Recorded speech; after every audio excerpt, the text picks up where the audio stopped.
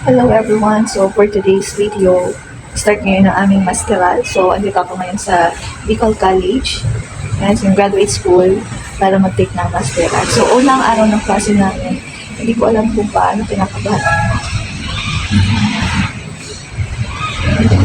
Talagang nakakakaba ang first day of school, na first day of class. Yan, nakita niyo, mag-isa pa lang ako dito. Yan. Umalis ako sa bahay ng 6:30. Nakarating ako dito ng before 7:30. Almost 1 hour po yung biyahe ko. Pagdating na lang ay hinatid ako ng partner ko sa maglakad. At hindi umulan. So, ito nga guys, medyo nakakapa.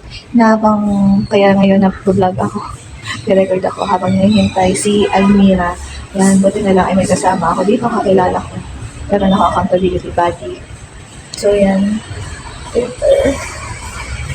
Mag-update ko na lang kayo.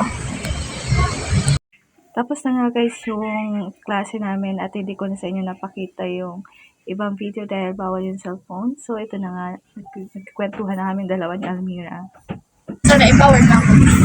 So ayan na nga guys, tapos na kami ng aming first subject. Ayan. So ayan ito yung kasama ko, si Ma'am Almira.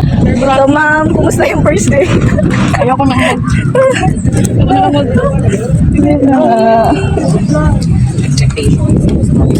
Actually, ako yung bangay ka naman.